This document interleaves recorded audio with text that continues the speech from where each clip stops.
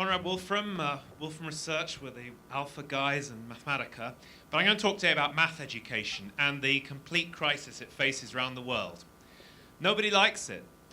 Teachers don't like teaching it. Students don't know what it's for. People who use it in industry don't know why the students come out that way. What's the problem? We've got two maths going on. We've got the math in the real world, which uses computers to do calculating, and we've got math in education where we ban them. So guess what? There's a chasm opened up, and the two don't match. Let's go out. Why are we learning math anyway? Who the hell wants to learn this subject? Well, I think there are three really good reasons. It's the best problem-solving subject in the world.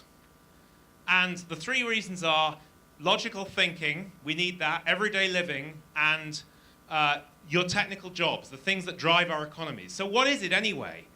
It's really these four steps. You have to pose the right questions, then you turn them into math, then you compute. That's step 3. And the fourth step is you turn it back from the answer to the real world. What we should be doing is using computers to do step 3 and using students to do steps 1, 2, and 4, rather completely the other way around, which is what we're doing right now. Don't spend the students' time replicating the computer. See, maths is a much bigger subject than just calculating. It's not the same subject. But if we assume it is, we drive students into replicating computers. They become third-rate computers, not first-rate problem solvers. That's what we really need in the world. Now, what I'm talking about is math based on computers. You do the calculating with the computer, not where you just use the computer to take out the teacher and hope that you teach the same old subject, but differently. That's the crucial thing. And it's a major cost right now. So around the world, I reckon 21,000 people a year are spent learning hand calculating. That's how many people we're driving through this. Would you make everyone do ancient Greek, particularly in Turkey, by the way, do ancient Greek? You know, this side subject that only a few people care about? No, but there's a real subject that we really need people to do, and that's this computer-based math I'm talking about. So the subject I'm talking about is both more practical. People actually need the subject, and it's more conceptual, because guess what? In the real world, concepts have got much, much harder. Why? Because the computer does the calculating. That's allowed math to be applied in all these areas. Data science, biology, all these things it was never applied to before. Thermodynamics. Now, when we do math, we should center around problems, actual things we want to solve. How many levels are we separated by on Facebook? What's a beautiful shape?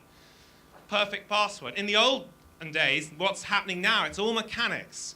You know, how do I solve a quadratic equation? Who cares? The computer does that now. We don't need to do it.